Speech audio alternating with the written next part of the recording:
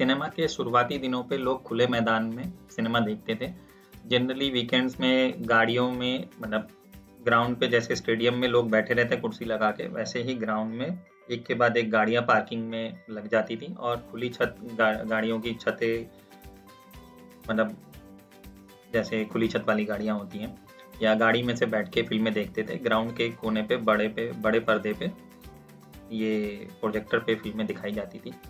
तो इस तरीके से कमर्शियल व्यूइंग फिल्म सिनेमा शुरू हुआ। फिर हॉल वगैरह आने लगे। 1920 के आसपास साउंड सिस्टम भी जुड़ गया। तो दुनिया में सबसे पहला जो स्टैंडर्ड एफपीएस आया वो 24 एफपीएस था। जो टेलीविजन है उसका इतिहास 100 साल पुराना है, लेकिन देखा जाए जो पब्लिक टेलीकास्ट है, पब्लिक टेलीकास्ट का मतलब एक शहर, एक देश के या एक राज्य के लोग एक साथ टीवी देख रहे हैं। हालांकि साइंटिस्ट के पास जो इलेक्ट्रॉनिक या इलेक्ट्रिकल इक्विपमेंट से जुड़े साइंटिस्ट इंजीनियर थे, उनके पास टेलीविजन कैथोड रे ट्यूब के तौर पे शुरू से ही था। टीवी 100 साल पुराना है, लेकिन टीवी टावर लगा के पब्लिक टेलीकास्ट करना वो 1954 से शुरू हुआ है। तो पब्लिक ब्रॉडकास्ट ऑफिशियली अमेरिका में 1954 में शुरू हुआ है। 30 एफपीएस की टेलीकास्ट शुरू हुआ था एनटीएससी के नाम पे, नेशनल टेलीकम्युनिकेशन सिस्टम कमेटी करके है एनटीएससी का फुल फॉर्म। और जो 25 एफपीएस वाला पाल जो जर्मनी में 1963 में शुरू हुआ था, उसको फेज अल्टरनेटिंग लाइन बोलते हैं। तो इसके बारे में थोड़ा समझते हैं कि 24 एफपीएस के बाद बाकी एफपीएस दुनिया में कैसे आए। तो वर्ल्ड वार 2 1945 में वर्ल्ड वार 2 शुरू होने से पहले ब्रिटिश लोगों ने पब्लिक टेलीकास्ट की तैयारी कर ली थी। जो बीबीसी था, जैसे हमारे यहाँ दूरदर्शन होता है सरकारी चैनल, उसी तरह इंग्लैंड का जो सरकारी चैनल है वो बीबीसी।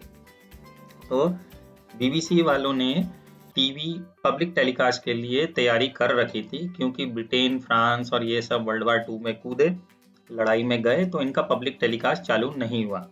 सबसे पहला देश जो पब्लिक टेलीकास्ट चालू करने वाला था वो है अमेरिका। 1954 में उसने 30 एफपीएस के साथ चालू किया। अब ये 30 एफपीएस वाली कहानी थोड़ी सी इंटरेस्टिंग है। 30 ही क्यों, 25 क्यों नहीं लिया, 50 क्यों नहीं लिया, 24 क्यों नहीं लिया?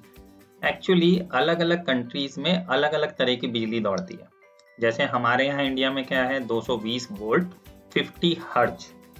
220 वोल्ट बिजली का सामान खरीदने जाओ, डब्बों पे लिखा होता है। ये 50 हर्ज भी लिखा होता है, बट हम देखते नहीं है। एक्चुअली 50 हर्ज वो स्पीड है, हर्ज है एक्चुअली स्पीड, फ्रीक्वेंसी के लिए नापा जाता है कि एक सेकंड में कितने चक्कर लग रहे हैं। तो जो घर में हमारा ट्यूबलाइट बल्ब जलता है वो एक सेकंड में 50 बार ऑन ऑफ होता है। हमारी आंखें नहीं पकड़ पाती, लेकिन अगर मैं कैमरे के अंदर शटर स्पीड बढ़ा दूं, 200-250 कर दूं, तो वो फ्लिकरिंग में कैमरे की नज़र से पकड़ सकता हूँ। जैसे आप कह लो कि आप वीडियो बना रहे हो किसी टीवी स्क्रीन की, कंप्यूटर मॉनिटर की, तो आप देखते हो ना बैंड्स नीचे से ऊपर चलते हैं या ऊपर से नीचे आते हैं, लहरें आती हैं, तो इसी वजह से होती हैं। जिस देश में जैसी बिजली दौड़ती है, वहाँ के टीवी, फ्रिज, एसी, पंखा में वैसे ही इलेक्ट्रॉनिक का सामान लगा होता है, जैसे कैपेसिटर, रजिस्टर, डायोड्स। तो इलेक्ट्रिकल इंजीनियरिंग में एक नियम है वीडियो के लिए कि जिस देश में जैसी बिजली दौड़ेगी उसका आधे पे एफपीएस चलाना पड़ेगा। तो इसका मतलब अमेरिका में जो बिजली दौड़ती है वो 110 वोल्ट 60 हर्ज है। 60 हर्ज होने की वजह से 30 एफपीएस आया। तो उसी तरीके से जर्मनी में 220 वोल्ट 50 हर्ज है, इंडिया की तरह ही बिजली है। तो 220 वोल्ट 50 हर्ज फ्रीक्वेंसी होने की वजह से जर्मनी वाले कैमरों में 25 एफपीएस लेना पड़ा। तो मतलब किसी कंट्री में नॉर्मल वीडियो की एफपीएस क्या होगी, ये वहाँ की बिजली तय करेगी, बिजली की फ्रीक्वेंसी तय करेगी। और सबसे बढ़िया बात यह है, दुनिया में अगर मैं मान लूँ लगभग 220 देश हैं, 220 में से केवल 13 कंट्रीज ऐसी हैं जो 30 एफपीएस पे वीडियो बनाती है एज ए नॉर्मल एनटीएससी वाली। तो अगर 220 में से इन 13 लोगों को छोड़ दें तो पूरा वर्ल्ड पाल सिस्टम, जो कि इंडिया में भी कॉमन है, सेम है, 25 एफपीएस की वीडियो बनाता है। क्योंकि इंडिया में 220 वोल्ट है, 50 हर्ज है, तो 50 हर्ज होने की वजह से यहाँ पे सारे बिजली के सामान में 50 हर्ज वाले डिवाइसेस लगी हुई हैं, और वीडियो के लिए 25 एफपीएस का नियम लग जाता है। और इसका मतलब इंडिया में शूट करी गई वीडियो वर्ल्ड ओवर या उन देशों के टीवी पे बिना कन्वर्जन के चल जाएगी। और केवल 13 देश ऐसे हैं जिनके लिए हमारी वीडियो, इंडिया की वीडियो को कन्वर्ट करना पड़ेगा। पुराने जमाने में कन्वर्ट करना भी पड़ता था, वीसीआर होते थे, पाल टू एनटीएससी वीसीआर कन्वर्जन, या डिवाइसेस होती थी जब वीएचएस टेप्स आती थी।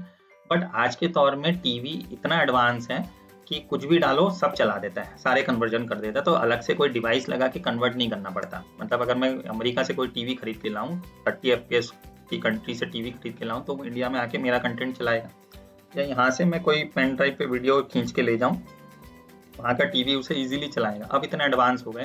पुराने ज़माने में बिजली के सामान, इलेक्ट्रॉनिक्स इतने एडवांस नहीं होते थे। अब ये ट्रांजिस्टर और कंप्यूटर का दौर है, कुछ भी पॉसिबल है। तो इसी तरीके से सबसे पहले दुनिया में एकेडमी की वजह से, फिल्मों में ऑडियो आने की वजह से 24 FPS दुनिया में आया। उसके बाद 1954 में अमेरिका में एनटीएससी वीडियो टीवी टेलीकास्ट चालू हुआ, तो 30 FPS वाले कैमरे वहाँ चलते हैं। और आज ज़्यादातर आज की डेट में जो कैमरा कंपनी बेचती है वो यूनिवर्सल होते हैं। कुछ भी कैमरा कहीं से भी खरीद लो, वो 25 भी शूट कर देता है, 30 भी कर देता है, 24 भी कर देता है। इसलिए मैंने पहले कहा था कि आपके कैमरे के अंदर ये सारे 5 ऑप्शन होने चाहिए। तो इस तरीके से अब हमारे पास 24 FPS आ गया, अमेरिका की वजह से 30 FPS आ गया। और अमेरिका जैसा ही 30 FPS वाला सिस्टम सिर्फ 13 देशों में चलता है, और हमारा पड़ोसी बर्मा वो एनटीएससी पे 30 FPS। तो 220 देशों में से 13 को छोड़ दे तो all over world, Africa, European countries, ये सारे पाल सिस्टम है, फेज अल्टरनेटिंग लाइंस, PAL पाल सिस्टम 25 FPS बोलते हैं। उसी तरह एनटीएससी जो हो गया, नेशनल टेलीकम्युनिकेशन सिस्टम कमेटी करके है, जो अमेरिका में है, या ATSC होता है, अमेरिकन टेलीकम्युनिकेशन सिस्टम कमेटी। तो ये विकीपीडिया में सारी इन्फॉर्मेशन आप वेरीफाई कर सकते हैं, बहुत सारे शॉर्ट फॉर्म, फुल फॉर्म है, वहाँ पे ईयर्स भी लिखे हैं, कब आया, कब हटा, कब गया। तो इस तरीके से तो अब आप हमारे पास 3 FPS आ गए, 24, 30, 25। लेकिन पुराने ज़माने में जब कैमरास बनते थे तो कैमरा के अंदर लगने वाला प्रोसेसर, चाहे वो एनालॉग हो या digital to analogue converter DAC हो, तो वो इतने एडवांस नहीं थे। तो उस ज़माने में 24 FPS की वीडियो, 30 FPS की वीडियो, 25 FPS की वीडियो कैमरा रिकॉर्ड कर पा रहा है, यही बहुत बड़ी बात होती थी। तो धीरे धीरे जैसे एडवांस चीज़ें आगे बढ़ने लगी, तो कैमरे का प्रोसेसर फास्ट होने लगा, तो कैमरास 24 का डबल 48 FPS भी शूट करने लगे, 50 FPS भी शूट करने लगे, और 60 FPS। तो कहने का मतलब ये है कि दुनिया में सबसे पहले जो FPS आए हैं वो हैं 24 और 30 अमेरिका की वजह से 1954 में। उसके बाद 1963 में जर्मनी में पाल सिस्टम आया, जो कि 25 FPS का था, क्योंकि वहाँ कंट्री में जो बिजली थी वो हमारी तरह ही थी, 220-50 हर्ट्ज वाली। तो इस तरीके से जब कैमरे का सेंसर, प्रोसेसर एनालॉग ही होता था, पुराने टाइम में CCD सेंसर होते थे और एनालॉग सिस्टम होता था, VHS tape, Betacam, Beta SP, Digibeta, ऐसी बड़ी बड़ी टेप्स होती थी, डिजिटल टेप्स, उन पे रिकॉर्डिंग होती थी। तो उस समय जब कैमरों का प्रोसेसर फास्ट हुआ तो 24 का ज़्यादा FPS वाला वर्जन 48 बन गया, 30 का ज़्यादा FPS वाला वर्जन 60 FPS बन गया, 25 का ज़्यादा FPS वाला 50 बन गया। लेकिन पुराने ज़माने में कैमरों के यूज़र मैनुअल या कभी विकीपीडिया पे आप देखोगे कुछ खास तरीके के FPS भी होते थे। इसका भी एक इंटरेस्टिंग स्टोरी है कि ये 23.97 या 24.97 या 29.97 ये कहाँ की चीज़ आ गई। तो यहाँ तक तो समझ में आ गया कि 24 FPS फिल्म की वजह से आ गया, वो आज भी स्टैंडर्ड है, फिल्म 24 FPS पे ही शूट होती है। घर के टीवी, घर के वीडियो के लिए 25 और 30 की कहानी है, वो कंट्री स्पेसिफिक है। पूरी दुनिया में फिल्म 24 पे बनेगी, कंट्री स्पेसिफिक 25 और 30 का चक्कर बनेगा। और कैमरा अगर एडवांस है, ज़्यादा FPS शूट कर रहा है, तो इनके डबल वर्जन भी हो जाएंगे, 24 का 48, 25 का 50 और 30 का 60। लेकिन एक टेलीकास्ट, ब्रॉडकास्ट की जो सेटिंग्स हैं उसके हिसाब से एक कहानी है, वहाँ पे FPS पूरे नंबर में नहीं होता, मतलब 2 के या 5 के पहाड़े के हिसाब से नहीं होता, वो पॉइंट में होता है। पॉइंट की कहानी बड़ी इंटरेस्टिंग है। शुरू में टीवी जब चालू हुआ था 1954 में, 30 FPS वाला अमेरिका में, ब्लैक एंड वाइट टीवीज होते थे सारे, तो ब्लैक एंड वाइट का हुआ। उसी तरह 1980 के दौर पे आते आते टीवी कलर हो गया, कलर टीवी आ गया जब ओलंपिक्स आया था 80 के दशक में। सो उस वक्त टीवी कलर होने की वजह से तब एक चीज़ देखी गई कि एक ही स्पोर्ट्स इवेंट में ब्लैक एंड वाइट कैमरा भी लगा हुआ है और कलर कैमरा भी लगा हुआ है। दोनों कैमरों की फीड टीवी टावर से टेलीकास्ट करी जा रही है। तो उस समय एक चीज देखी गई कि जब आप ब्लैक एंड व्हाइट कैमरे का सिग्नल और कलर कैमरे का सिग्नल दोनों को सेम समय पर सेम टाइमिंग जेन लॉक के साथ टीवी टावर से भेज रहे हो, तो दोनों सिग्नल आपस में क्लैश कर रहे हैं, नॉइस आ रहे हैं। जैसे यहाँ कोने पे एक इमेज मैंने लगा रखी है, इसमें आप देखो घोस्टिंग हो रही है, नॉइस जनरेट हो रहा है। तो ये इस वजह से होने लगा कि जब आप, क्योंकि हर किसी के पास तो उस समय एकदम से सबके पास black and white colour TV नहीं खरीदे, कलर टीवी नहीं है, किसी के पास ब्लैक एंड व्हाइट था, किसी के पास कलर था। अब जो ब्लैक एंड व्हाइट पे देख रहा है उसके लिए ब्लैक एंड व्हाइट सिग्नल भेजा जा रहा है, जिसके पास कलर है उसके पास कलर। लेकिन दिक्कत एक अजीब सी ये आई कि दोनों सिग्नल सेम टाइम पे सेम समय पे भेजने की वजह से घोस्टिंग आने लगी। तो उस जमाने में इसका एक वे अराउंड जुगाड़ ये निकाला गया, हल तो नहीं निकला, जुगाड़ निकला कि जो ब्लैक एंड व्हाइट सिग्नल है वो तो सेम टाइम पे जाएगा जैसे पहले जा रहा था, लेकिन कलर सिग्नल को जानबूझ के 0.01% लेट भेजेंगे। तो लेट भेजने की वजह से जैसे मान लो 30 एफपीएस की ब्लैक एंड व्हाइट टेलीकास्ट जा रहा है, तो 30 FPS black and white telecast जा रहा है, तो 30 एफपीएस कलर वाला ठीक इतने ड्यूरेशन बाद, इतने समय बाद 0.01% टाइमिंग के बाद भेजा जाता था। तो ये वाली प्रॉब्लम सॉल्व हो गई। जैसे यहाँ पे दिखा रहे हैं ना कि घोस्टिंग नॉइस आ रही है, मतलब एक चींटियां सी दौड़ती हुई सी लगती थी, ये बड़ा अजीब सा लगता था। तो इसका मतलब ये है कि 24 का अगर मैं 0.01% माइनस कर दूं तो ये आएगा 23.97। या हम ये भी कह सकते हैं कि 24 का अगर 99.9% निकालूं तो ये है। सेम उसी तरीके से 30 एफपीएस वाला black and white telecast colour telecast से क्लैश ना करे, तो 30 वाले को पॉइंट कुछ परसेंट 99.9% निकाल लो या 0.01% माइनस कर दो तो ये आता है।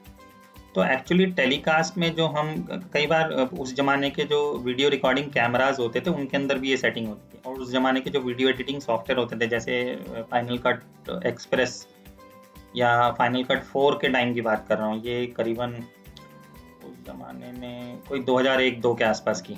तो उस जमाने के जो वीडियो एडिटिंग एविड वगैरह एडिटिंग सॉफ्टवेयर्स होते थे उनमें एक्चुअली ये वाले एफपीएस भी होते थे। लेकिन आजकल जैसे नए एडिटिंग सॉफ्टवेयर आ रहे हैं, एडिट करते वक्त आपको प्रोजेक्ट की सेटिंग में ये वाले ऑप्शन नहीं मिलेंगे, ये गया। अब वही नॉर्मल वाले 2 और 5 के पहाड़े वाले एफपीएस ही चलते हैं। कि पुराने ज़माने में जब ब्लैक एंड वाइट से दुनिया कलर पे शिफ्ट हो रही थी तब एक दिक्कत आई थी, जिसकी वजह से ये उस दौर रहा है इनका, लेकिन आज की डेट में नहीं होता। उस जमाने में ऐसा एक जुगाड़ बैठा के काम किया गया था कि जितने नॉर्मल एफपीएस थे 24, 30, 25, 50 और 60, इन सब के 0.1% कम, मतलब लेट भेजेंगे सिग्नल को वाले ऑप्शन थे, और जिसकी वजह से ये पॉइंट के नंबर आए। एक्चुअली होता ये था, कैमरा चलता 24, 30, 25, 50, 60 पे ही था, लेकिन टेलीकास्ट के दौरान जेल लॉक के अंदर ये टाइमिंग भर दी जाती थी कितना डिले जाएगा। या कैमरे के अंदर भी जैसे बाद में टेप वाले मिनी डीवी वगैरह पीडी, मतलब कुछ उस जमाने के पैनासोनिक के कैमरास वगैरह में भी ये ऑप्शन होते थे। मिनी डीवी के टाइम तक ये चला है, मतलब वीएचएस में भी होता था, हाई 8, डिजिटल 8, मिनी डीवी। जैसे ही मेमोरी कार्ड वाले कैमरे आने लगे ये वाली कहानी खत्म हो गई, करने की जरूरत ही नहीं पड़ी। उस समय तक सैटेलाइट टेलीकास्ट और ये सब भी चालू हो गए। तो जैसे जैसे ज़माना बदला, दौर बदला, कई बार हमने चीज़ों का हल निकाला, चीज़ों को बेहतर करा, 24 से 48 एफपीएस कर लिया, 25 का 50 कर लिया, लेकिन कई बार चीज़ें हल नहीं हुई तो उसका वे अराउंड जुगाड़ निकाला गया। तो दुनिया में एक्चुअली देखा जाए तो 5 ही मेन एफपीएस हैं, 24, 25, 30, 50 और 60। ये हर कैमरे में होनी चाहिए। इससे ज़्यादा अगर हम जा रहे हैं थोड़ा सा स्मूथनेस के काम आ जाएगा, और ज़्यादा जा रहे हैं तो स्लो मोशन के काम आएगा। तो उसी तरीके से फैंटम एक कंपनी है जो स्लो मोशन कैमरा बनाने में माहिर है, और उसके बाद बहुत ऐसे बेहतरीन कैमरे हैं जो 1 लाख एफपीएस तक जाते हैं। और साइंटिस्ट जो रिसर्च कैमरा है वो 1 बिलियन एफपीएस तक जाता है। मतलब दुनिया में सबसे फास्ट ट्रैवल करने वाली चीज़ है रोशनी, लाइट से तेज दुनिया में कुछ नहीं चलती, बिजली सबसे फास्ट है। तो उस सबसे फास्टेस्ट चीज़ का भी स्लो मोशन बना रखा है, मतलब लाइट का पार्टिकल जो कि फोटोन होता है उसकी भी स्लो मोशन बना रखी है। तो ये काफ़ी इंटरेस्टिंग सी स्टोरी है। मतलब अगर हमें थोड़ा बहुत हिस्ट्री का पता हो तो अभी मार्केट में या दुनिया में क्या चल रहा है चीज़ें समझने में आसानी हो जाती है। हालांकि अब तो बहुत चीज़ें आसान हो गई हैं, यूट्यूब है, कहीं से भी देख लो, विकीपीडिया है, वरना ये सारी जानकारी इकट्ठा करने में किसी ज़माने में वीडियो एडिटिंग सॉफ्टवेयर की जो यूजर मैनुअल होती थी 2-2000 के पन्ने, उसके इंडेक्स में ये बातें लिखी होती थी। पाल का सिस्टम कैसे आया, एनटीएससी कैसे आया, कब शुरू हुआ, या पॉइंट के नंबर कहाँ से आए। तो कुछ एक हैं मेरे जैसे पुराने जिन्होंने किताबों से शुरुआत करी थी। हालांकि हम 1980-85 में छोटे ही थे, उस ज़माने के कैमरे नहीं देखे, बट उनके बारे में जब हम किताबों में पढ़ते थे तो समझ में आता था ये कैमरे एक्चुअली काम कैसे कर रहे हैं। बट आज की डेट में यूट्यूब पे ये सब चीज़ें नहीं मिलती। यूट्यूब पे generally latest camera, latest technology के बारे में मिलता है, लेकिन ये लेटेस्ट आज अभी जो चल रहा है, यूज़ कर रहे हैं, ये आया कैसे, क्या दिक्कत थी जिसका हल निकालने के लिए ये चीज़ आई। तो अगर डिटेल में कुछ चीज़ें पता है, ये इन्फॉर्मेशन कहाँ काम आएगी? कैमरे की सही सेटिंग समझने में, वीडियो एडिटिंग के दौरान सही सेटिंग वाली प्रोजेक्ट फाइल बनाने में। तो अगर जानकारी है और जानकारी क्लियर है तो गलतियाँ कम होंगी। कम गलती होगी तो काम कम फंसेगा। वीडियो एडिटिंग में अंडू नहीं होता, पूरा काम मतलब दोबारा से शुरू करना पड़ता है अगर मतलब ख़राब हुआ। मतलब एक बिल्डिंग बनाने जैसा है वीडियो एडिटिंग का काम। पहला फ्लोर बन गया, दूसरा बन गया, तीसरा, 5वें फ्लोर पहुंच गए, पता लगा पहले फ्लोर में ही कुछ गड़बड़ है प्लान में। अब पहला फ्लोर अंडो तो नहीं कर सकते, तो इसलिए पहला फ्लोर बनाने से पहले ही गलतियां कम करो कि 5वें फ्लोर तक सक्सेसफुली पहुँचें। तो कुछ एक्स्ट्रा बातें, ज़रूरी बातें सीखने में कोई हर्ज नहीं है। तो अगली वीडियो में और जानकारी शेयर करेंगे। क्या एक छोटा सा ऑप्शन है, देख ही लेते हैं। जैसे मैंने कहा कि फिल्में आज भी 24 FPS पे शूट होती हैं, और उसमें 2 एक्सेप्शन है। पूरे सिनेमा के इतिहास में जब से 1920 से साउंड आया है, 1920 के दशक से साउंड आया है और एकेडमी ने 24 FPS वीडियो फिल्म शूट करने को बोला है, तब से हम सिनेमा की हिस्ट्री को गिनते हैं। और आज तक 100 साल की हिस्ट्री में सिर्फ 2 फिल्में ऐसी हैं जो 24 FPS पे शूट नहीं है। हॉबिट 48 FPS पे शूट हुई है, मतलब आज तक सारी फिल्में 24 पे शूट होती हैं। हॉबिट एक ऐसी फिल्म है जो 48 पे शूट हुई है। और जेमिनी मैन, विल स्मिथ की जो जेमिनी मैन है, ये एक जापानीज डायरेक्टर ने शूट करी है और ये 120 FPS पे शूट हुई है। पूरे सिनेमा के 100 साल में इतिहास में सिर्फ 2 चीज़ें ऐसी हैं ये फिल्म जो 24 FPS के अलावा 48 और 120 पे शूट हुई है। और यहाँ पे भी एक इंटरेस्टिंग स्टोरी है। 100 साल से हॉल पे फिल्में देख देख के अंधेरे में 24 FPS वाला जो मज़ा है, स्वाद है, वो दिमाग पे ऐसा बैठा हुआ है कि 48 की वीडियो देखने के बाद 48 का मज़ा बेकार लग रहा है। जैसे मैंने बोला था, ज़्यादा FPS पे वीडियो स्मूथ दिखेगी। लोगों को अंधेरे में वो फ्लिकर वाली फिल्म देखने की आदत बन चुकी है, दिमाग में वो एक्सपीरियंस छप चुका है। तो अब 48 और 120 देखने पे उन्हें लगता नहीं पहले वाली ज़्यादा बढ़िया थी। तो ये एक एक्सपीरियंस है। तो दोनों ही फिल्में उतनी बढ़िया नहीं चली, बट लोगों को जनरली 24 FPS हॉल के अंधेरे में 2.6 गामा रेंडर पे देखने का, मतलब कितने अंधेरे पे कौन सी फिल्म चलेगी उस पर भी एडिटिंग में सेटिंग्स होती हैं, ये आगे चल के पढ़ेंगे। तो हॉल में जो अंधेरा है उसको 2.6 नापा जाता है। बंद कमरे के अंधेरे को जो होम थिएटर वाला सिस्टम होता है वो 2.4 होता है। ऑफिस या नॉर्मल खिड़की दरवाजे से रोशनी आ रही दिन पे वो 2.2 होता है। तो ये समझेंगे, मतलब जब आप एडिटिंग के बाद वीडियो रेंडर करोगे कितने गामा पे रेंडर होगी, इसको भी बड़े पर्दे के लिए तो सोचना पड़ता है। हम टीवी एड्स, शादी ब्याह, इवेंट की वीडियो के लिए इतना दिमाग नहीं लगाते, बट DI के प्रोसेस में, डिजिटल इंटरमीडिएट में जब कलर ग्रेडिंग वगैरह होती है, उसके बाद जब फाइनल रेंडर होता है तो हमें ये भी सोचना पड़ता है कि ये किस मीडियम पे दिखेगा, देखा जाएगा, प्रोजेक्ट होगा। जैसे थोड़ी देर पहले फैंटम कैमरे की बात चल रही थी। एक्चुअली एक कंपनी है जिसका नाम है विजन रिसर्च। फैंटम कैमरे की सीरीज़ है, उसमें कई सारे मॉडल आते हैं, जिसमें से एक मॉडल जैसे मैं यहाँ एक लिया है V2512 2512।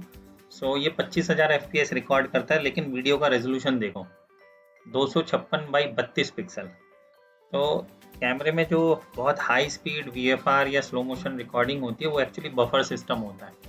जैसे कुछ मोबाइल फ़ोन में 960 FPS का स्लो मोशन आता है, लेकिन आप स्लो मोशन कभी भी नहीं बना सकते। आपने बटन दबाया, थोड़ी देर के लिए नॉर्मल स्लो मोशन रिकॉर्ड होगी, फिर एकदम से 960 FPS का बर्स्ट मोड आएगा, फिर नॉर्मल स्लो मोशन आएगी। तो अगर आप जो मोमेंट स्लो मोशन में कैप्चर करना चाहते हो वो 960 FPS बर्स्ट मोड के दौरान आया तो वीडियो 960 FPS पे आ जाएगी। अगर चूक गए, मतलब ऐसे कैमरे से स्लो मोशन बनाना निशाना साधने जैसा होता है। कि मोमेंट को ठीक उसी टाइम पे ये बर्स्ट मोड चालू होना चाहिए हमारा, ऐसे साधना पड़ता है। मिस कर गए, रिट्राई करो। तो 25,000 FPS, 50,000, 1 लाख वाले भी कैमरे होते हैं, लेकिन अल्टीमेटली क्या होता है कि कैमरे का बफर जो होता है वो लिमिटेड होता है। तो अगर आप FPS बढ़ाओगे तो तराजू की तरह दूसरी तरफ आपका रेजोल्यूशन कम हो जाएगा, रेजोल्यूशन बढ़ाओगे तो FPS कम हो जाएगा। लेकिन एक एक्सेप्शन यहाँ पे ये भी है कि इस कंपनी के पास एक ऐसा मॉडल भी है जो 4K का रेजोल्यूशन 1000 FPS पे कर सकता है, ऐसा दूसरा मॉडल नहीं है। तो अगर मेरी रिक्वायरमेंट सिनेमा में केवल बहुत हाई स्पीड स्लो मोशन है या किसी रिसर्च पर्पस के लिए किसी चीज़ का स्लो मोशन बनाना है, जैसे गाड़ियों का जब टक्कर करवाते हैं सेफ्टी के लिए, तो उसमें जो पुतले वगैरह होते हैं उनकी स्लो मोशन वगैरह के लिए तब ये बहुत हाई स्पीड कैमरा यूज़ करे जाते हैं। सेफ्टी सर्टिफिकेशन पास कराने के लिए जब गाड़ियों की टक्कर कराई जाती है या गाड़ी डेवलपमेंट में होती है टेस्टिंग के दौरान कि इसमें कितनी सेफ्टी है क्या है, तो उस वक्त ऐसे स्लो मोशन कैमरे यूज़ करे जाते हैं। या स्पेस शटल जब लॉन्च होता है कि क्या टूट के उसमें से गिरा या क्या गड़बड़ी हुई, ये सब रीज़न बाद में खोजने के लिए उस वक्त ऐसे स्लो मोशन हाई स्पीड कैमरे यूज़ करे जाते हैं। बट रेजोल्यूशन घट गया। दूसरा, बर्स्ट मोड भी मेरा कुछ सेकंड्स के लिए चलेगा, मतलब ये नहीं कि 25,000 FPS कैमरा जब बटन दबाऊंगा लास्ट तक 25,000 पे ही रहेगा, नहीं। कैमरा नॉर्मल FPS से शुरू करेगा, फिर FPS बढ़ाएगा, फिर बीच में एक बार थोड़ी देर के लिए 25,000 पे जाएगा, फिर वापसी गिरने लग जाएगा। जैसे बॉल फेंकते ना हवा में, ऊपर ऊपर गई फिर नीचे आई, तो सेम उसी तरीके से छोटे FPS से शुरू करेगा, 25,000 तक जाएगा, फिर वापसी नीचे आ जाएगा। तो आपका मोमेंट वो जो पीक है 25,000 का बर्स्ट मोड, उस समय सामने होना चाहिए कैमरे के। तो इस तरह का एक निशाना लगाने जैसी चीज़ होती है। और यहाँ पे अगर कंज्यूमर लेवल के कुछ कैमरास की बात करी जाए, ब्रांड का नाम नहीं लूँगा, बट मार्केट में अभी रिसेंट डेवलपमेंट जो है 80 मेगापिक्सल का S35 आस्पेक्ट रेशो में कैमरा है जो 12K 60p रॉ शूट करता है, मतलब 12K रेजोल्यूशन। जैसे फुल HD होता है 2K, 4K, 8K, ये 12K है, 60 FPS रॉ। हालांकि दुनिया में 12K वाला मॉनिटर नहीं है इस फुटेज को देखने के लिए, देखोगे आप वही छोटी स्क्रीन पे ही। मतलब अभी तक companies LG, Samsung, XYZ brand 8K तक के टीवी बना रही है, बट 12K का टीवी नहीं आया मार्केट में।